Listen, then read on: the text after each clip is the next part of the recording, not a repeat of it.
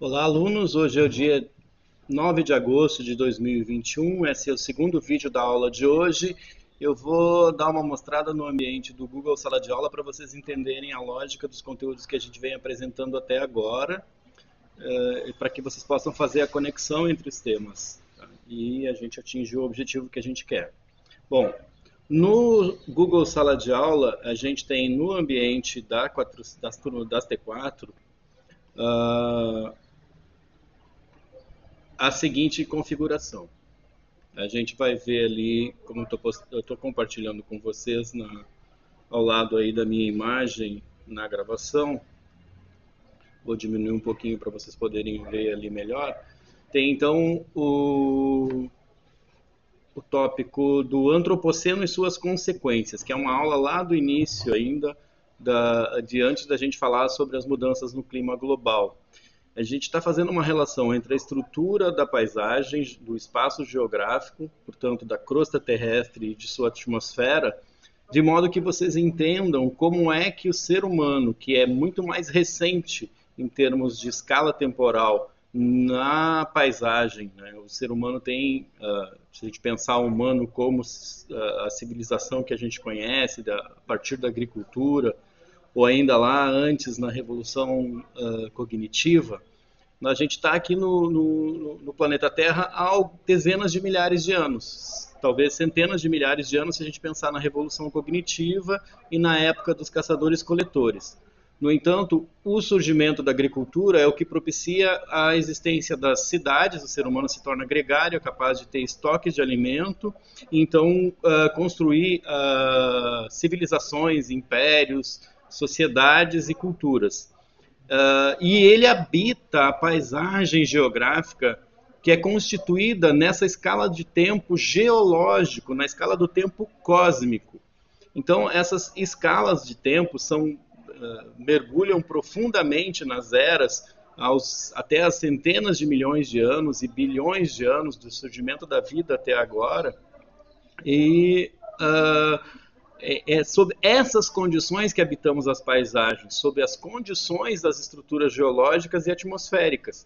Então, o que eu quero com esse conjunto de temas que a gente está olhando é que vocês percebam a fragilidade do equilíbrio que sustenta a vida no planeta e a vida, especialmente dos animais complexos, inclusive os mamíferos e dentro deles os seres humanos, e especialmente a civilização que a humanidade foi capaz de constituir. As sociedades humanas dependem de um frágil equilíbrio entre a estrutura geológica e atmosférica desse planeta, né, para que a gente tenha as condições de existir nesse mundo. Então, a gente vai ter ali as mudanças no clima global, que a gente começou agora, tinha terminado lá antes, se não me engano, de agosto. Ali está a ordem das matérias, ela está por data que eu postei, e embaixo tá as matérias mais antigas. Então a gente teve mudança global 1, 2 e 3 a partir de agosto, mudanças no clima global a partir de agosto. A gente teve a geografia humana, em que a gente viu as relações entre a paisagem urbana e a paisagem rural, a geografia humana, as relações sociais e econômicas em uma cidade. E aí a gente teve perguntas, né, que estão dentro desse tópico geografia humana, que na verdade engloba todo o nosso olhar sobre a geologia, sobre a estrutura de formação do planeta. As primeiras aulas foram ainda sobre lá em junho, o formato de acesso ao conteúdo do Google Sala de Aula. A complexidade da paisagem natural foram aulas também do mês de junho, em que a gente faz uma reflexão crítica sobre isso. E no início desse ano, a gente discutiu a pandemia-sindemia, que era o contexto que a gente estava vivendo lá no início do ano, na época que eu mesmo tive Covid, e daí faço uma relação entre o meu trabalho na educação e na saúde, e a gente começa a tentar entender o que é a pandemia, a gente introduz o conceito de sindemia. Então, isso é o início da matéria que a gente vem trabalhando até agora.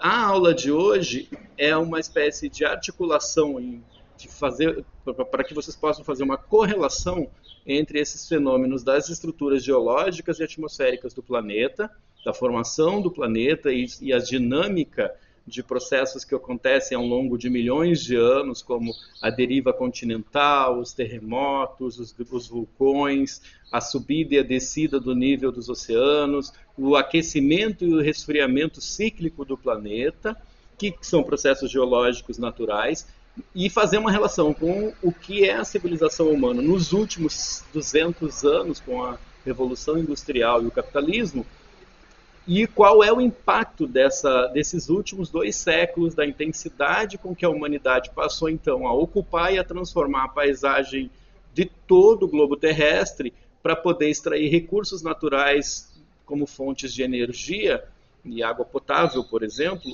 né, os recursos energéticos fósseis, que alteram a composição dos gases da atmosfera do planeta. Isso é muito recente, isso está começando a gerar impactos no clima global do planeta, e eles vão afetar em muito a sociedade humana. A gente vai ser necessário passar por um processo de adaptação do nosso modo de vida para que a gente possa continuar existindo na quantidade e com qualidade, né, as populações que tem hoje sobre o planeta. A gente tem bilhões de pessoas, estamos indo para quase 8 bilhões de habitantes no planeta, e a carga dessa população o estresse da carga dessa população sobre o equilíbrio ambiental é imenso, na medida em que a quantidade de energia necessária, de energia e espaço necessário para a manutenção da vida dessas pessoas é gigantesca.